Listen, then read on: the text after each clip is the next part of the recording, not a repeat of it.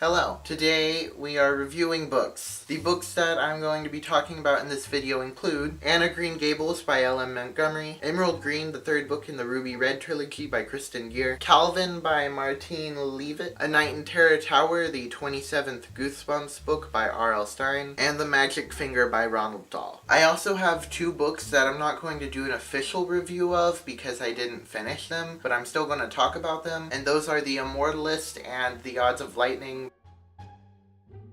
The first book is Anna Green Gables by L.M. Montgomery. I'm not going to tell you what this book is about, you already know what it's about. I'm giving it 7 out of 10 stars. The first 3/4 of this book were really amazing. They were funny and entertaining, and Anne was just a really fun character to follow. But the last fourth of this book is really boring. The first problem is that nothing happens in it. Anne goes to school, does schoolwork, stresses about schoolwork, comes out on top of her class, and then the cycle repeats for nearly 10 chapters. The second problem is that Anne suddenly went from being a mischievous, entertaining character to a perfect model child. She seriously had no flaws whatsoever, which good for her, but she's no longer an entertaining character. My recommendation is that you read this, but skip chapters 29 through 36. You won't even realize that you've nearly skipped 10 chapters. My personal enjoyment with this book was really tinted by all of the boringness. This would have made a really good 300-page book, but as a 400-page book,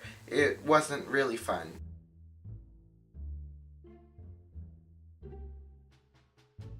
The next book we're talking about is Emerald Green by Kristen Gear. This is the third and final book in the Ruby Red trilogy. I'm not going to talk about it much since I recently just put up a full video review of the whole series, so you can go check that out if you want more of a detailed review. But basically, I'm giving this 3 out of 10 stars. It was a really disappointing finale. The climax and the aftermath were designed to be romantic, not to be the best ending that they could be, and so it ended up being pretty lame. And I would have liked more aftermath just in general, because we really don't get any of that.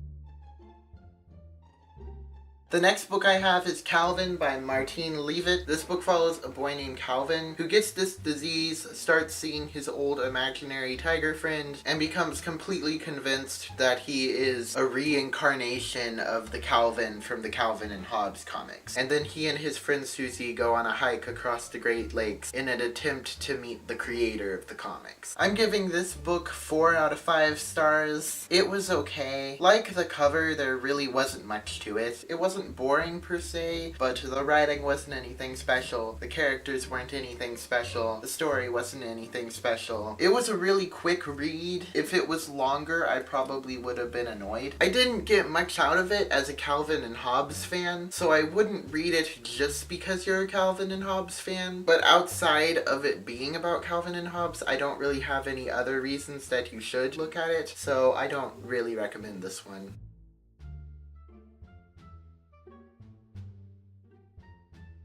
The next book is A Night in Terror Tower by R.L. Stine. This book follows a brother and sister who join a tour group and end up going through a medieval prison, but then their tour group leaves them behind in one of the towers, and then someone else finds them. I'm giving this one a 7 out of 10. It's definitely one of the better Goosebumps books, not necessarily for scary. I thought the story was very creative, but if you're looking to read Goosebumps books just to be frightened, I don't recommend this one because it wasn't that scary. This book was definitely more of a fantasy than a horror.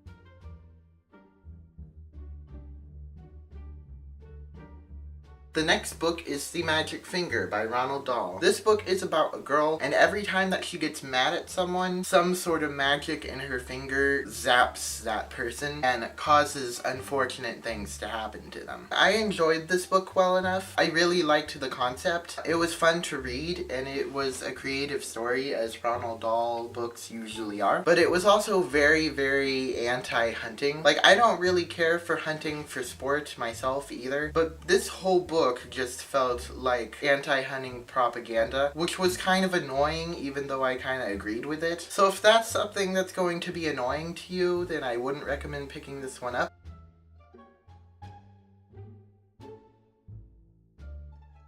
Now we're going to talk about the books that I didn't finish. Like I said earlier, I'm not going to give them official reviews or star ratings because in both of these books, I barely passed the first chapter of them, and so I can't really critique the book well. But I did have reasons that I stopped, and you might have similar reasons to not read them, so I think it's important to talk about them anyway. The first one is The Immortalists. The main reason that I stopped reading this one is because I realized that for the first whole part, I had Christianity issues with, and there was also this like little paragraph that was describing one of the characters' sexual wants a little more than I would have cared for. I wouldn't say it's too bad, but I would say that if the author was comfortable enough putting that much, then I could see her going further than that. I was really interested in the book's concept. It is about this group of siblings who, when they're really young, go to visit a fortune teller, and she tells them each the date that they are going to die, and it's basically showing how they live their lives differently with that knowledge. I am kind of happy that I had those big issues with it though, because I had a lot of smaller issues that weren't enough for me to stop reading, but they were enough to ruin my enjoyment a little bit. I didn't find the characters at all that interesting, and the writing and pace felt pretty clunky. I don't recommend it. And the last book I'm talking about today is The Odds of Lightning. I want to give a synopsis of it, but even after reading the actual synopsis several times and reading the first couple chapters, I'm still not 100% sure what this book is about. All I know is that it's a friend group that's no longer a friend group, and then there's a really big storm involved. It sounded like an interesting and mysterious concept, but I wasn't that impressed with it. I think the main reason that I stopped reading it was because of the profanity, probably. It wasn't just the fact that they were using F-words, it's that they were teenagers at a party inserting the F-word into their sentence randomly for absolutely no purpose at all. It served no purpose other than just existing, and it was really annoying. I also didn't think it was going to be really worth my time to finish reading it. Nothing about it was really striking me as super special. Again, the characters weren't that interesting. Overall, I didn't find it that hard to put down. These are all the books I'm talking about today. Before I finish up the video, I just want to give a shout out to Rachel Marie. She gave me a shout out a couple weeks ago, so I thought I would return the favor. She's very fun. You should go check out her channel. I'll have it linked below. I hope you enjoyed this video. I hope you got some new good books on your list. If you did, make sure to leave a like. If you've read any of these books already, be sure to comment your opinion of them down below. That's all for today. Bye.